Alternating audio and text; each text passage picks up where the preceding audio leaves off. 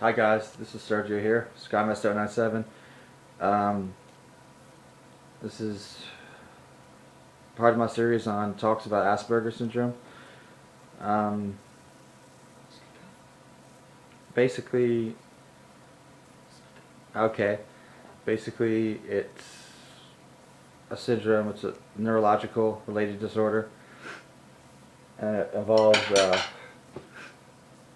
limited social abilities, intense interests in strict routines, and trouble with daily functioning. And basically, I was diagnosed with it in August 2013, and ever since I had moved from where I was living to my hometown, um, and I've got part of a group, a support group, and Bleeding Eyes, formerly known as Flight 666 Nico on YouTube, is part of the support group in Lafayette Asperger support group, and that's where I met him. Right now, I'm in his room. We were jamming, trying to make some symphonic gothic metal music. I play keyboard, he plays drums. We were writing lyrics, and then we just took a break. But anyway, so about Asperger's, there's still not a lot known about it. I mean, there's more known about autism. Oh, Hans Asperger came up with the syndrome. He called it autistic psychopathy, but it wasn't until like the 80s that people rediscovered his work and they named it after him, the syndrome. And one big thing is people with Asperger's have a hard time making friends and communicating with other people.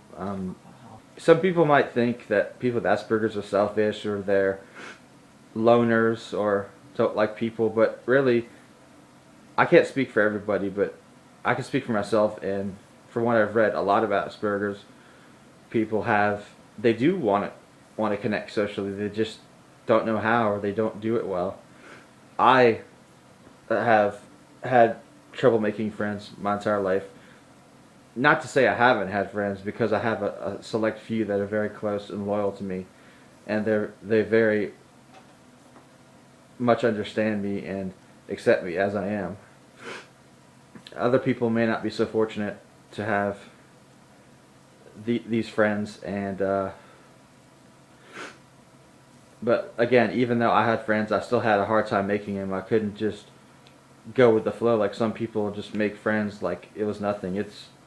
It pretty much had to happen on its own, you know. But we people with Asperger's often miss social cues, and because of our intense interests, it really makes it hard to relate to people who don't share our interests. And when we are interested, sometimes we tend to make a one-sided conversation where we don't let the other people speak. But it's not like we mean to. It's just we're so caught up with what we're talking about and thinking that we don't naturally give other people a chance to talk. But I have learned over the years to give some space and let the other person talk, give and take as conversations are normally conducted and stuff like that. So that's the thing. There's all these rules that people know instinctively, and they're like unwritten rules, and they can just go with the flow and go naturally. But for someone with Asperger's, it just doesn't work that way. We can't just go with the flow.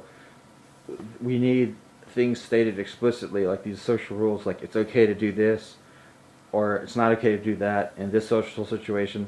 We need to know that, and oftentimes we have to find out the hard way and use our experience in the future to say, okay, next time I won't do or say this in this situation, or I will say or do this because it's acceptable, or not do it because it's not acceptable. And but in the moment, it's very hard to. It kind of things go over our heads.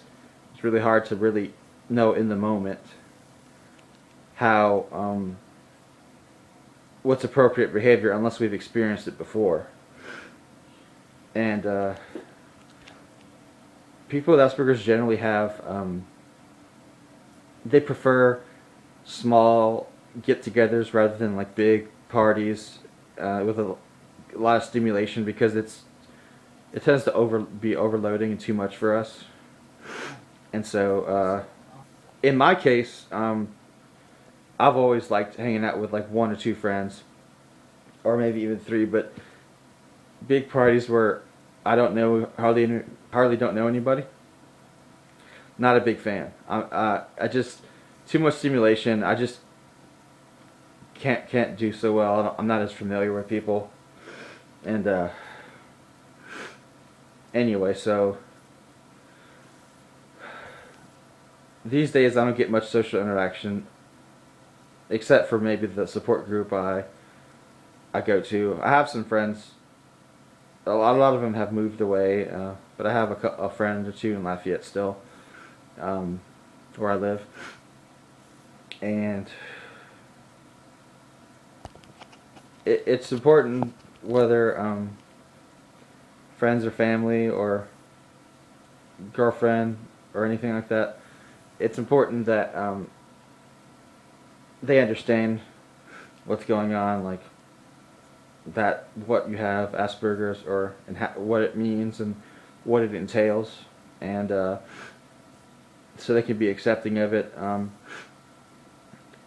Even sometimes not even that is not exactly necessary.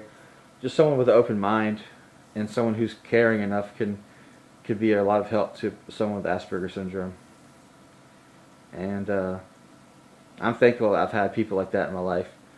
I'd say in the past I've always said I get along with like okay, 75 or so percent of people I just don't understand me, or they don't like me, I don't like them. And there's just a small 25 or maybe even 10% of people that actually understand me and get to know me, and they like me, and just any given situation, school, work, stuff like that. It's like, and I always noticed this, but this was years before I even knew I had Asperger's.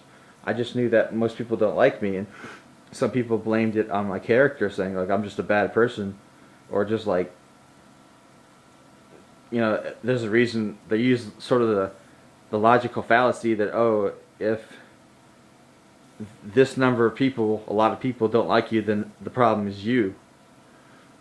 And somehow that first of all, it's logically fallacious. Just because 100 people don't like you doesn't mean it's your fault. You could just meet 100 people who don't like you, but it's just I just knew it wasn't me, because I wasn't trying to be mean. I was actually the opposite, trying to be very nice and likable and respectable, and which is some people just don't get it. They don't like me, and it's like, I know it's not my fault. It's just not like I'm doing anything to tick them off or to make them not like me, or at least anything on purpose. And whatever I'm aware of, I would change my behavior. So I don't know. It's stuff like that. It's really struggling living with this condition, because humans are social animals, and socialization is a big part of life, whether work or school, making friends, family, interpersonal relationships, girlfriends. So, in my experience, it's been hard to hold a job for more than, the longest job I've ever had was like 2 years. Most jobs lasted 5 or 6 months, 1 year. And often it wasn't necessarily because of the work itself. It was oftentimes because of complex office politics and dealing with just like really jerky people at work. It just would get in the way of the actual work, and I just couldn't handle it after so long. And I'd either quit or I'd get fired, one of the two. And and now I don't work. I'm disabled because I have other physical disabilities with my really sensitive hearing. That's called hyperacusis. I have ringing in my ears called tinnitus, and I also have like really sensitive eyesight to the sunlight and stuff. I have to wear sunglasses at all times when I'm outside, unless it's really cloudy. But that's why I don't work now. I was approved for disability, and I get SSDI, and so. But anyway, as far as Asperger's is, I was okay, I say I was diagnosed in like I want to say like early 2012, like March or April. I had a friend who suggested that I had it. I talked to my therapist at the time. He said, "Oh no, that's you don't have that. People with Asperger's just stay inside and play with model trains all day," which is a very much a stereotype. But I didn't know what to think because he was my therapist. I had to trust what he was saying. But it still didn't feel right about that. So anyway, when I moved to New Orleans in June or May of 2012, I started seeing a therapist, and within like 2 months, she was like, "Sergio, I think you have Asperger's syndrome," based on the things I told her and what I struggle with every day. And I didn't even want to believe her at first, but I I did some research randomly on Wikipedia. It was really random. I was looking up Family Matters and like the character Steve Urkel, and they said, "Oh, he's a stereotypical nerd." I clicked on the link for the nerd as an article, and it said, "Oh, this is commonly associated with Asperger's syndrome." I'm like, "What?" And then I started reading about that, and then I started reading the symptoms, and I was like, the more I thought about it, I'm like, wow, this really is me.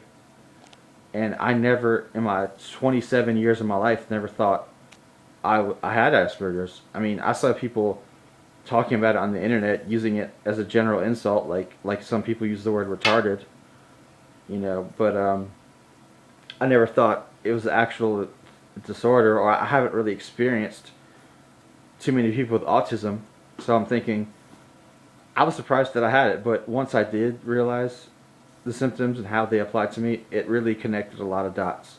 It really helped me understand a lot of things. And it took about a year to finally find a place that could diagnose me, but when that happened in August of 2013, they gave me a full page packet diagnosis of it in the study they did, and they said, "This is what you can do. You can go to this autism support group." And the thing is, in New Orleans, that's all they had. I'm thinking, well, if New Orleans is a big city with all these opportunities, and they only have this little thing for kids, and it's not even for Asperger's, it's for general autism. Then they probably don't have it in Lafayette. It's a smaller town. But fortunately, that wasn't the case. When I moved back in December and January, like December 2013, January 2014, my mom had found like resources on the internet from Acadiana Autism Society or something, and she found this support group that meets at Dino's Pizza every second Tuesday night of every month, from 6:30 to 8:30, and I was surprised that there was an actual specific Asperger support group. That was like mind blowing to me, because if New Orleans only had a regular autism one, then a smaller town I wouldn't expect to have a specialized for Asperger's. But there was one mother who of a Asperger's child who started the group because there was none. She ran into the same problem. All they had was an autism support group. So she's like, well, let me start my own. And then they have a Facebook page, and apparently they've been active since like late 2010. So this has been around for years. I finally found it though, and after finding out that I had Asperger's, and so that's how I got connected here with Bleeding Eyes here, and he encouraged me to make YouTube videos talking about my Asperger's and my experiences with it. So basically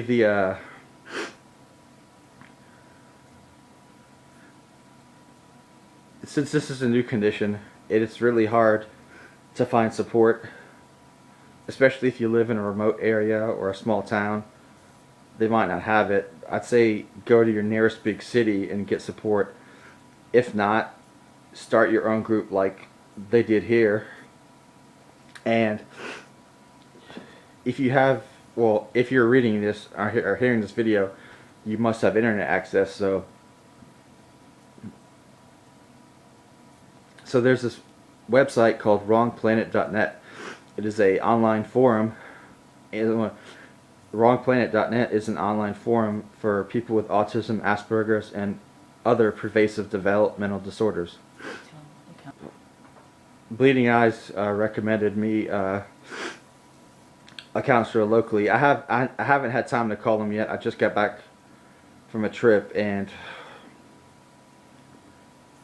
I've been, like, we've been jamming, me and Bleeding Eyes, so I haven't got a chance to actually call him yet. But there's a therapist locally that deals with Asperger syndrome. So yeah, I suggest looking in your city or nearest city for any support, online or off, or on the wrongplanet.net. You can at least vent about your experiences, as people do there, and realize that you're not alone until they find more research and find out more about this condition.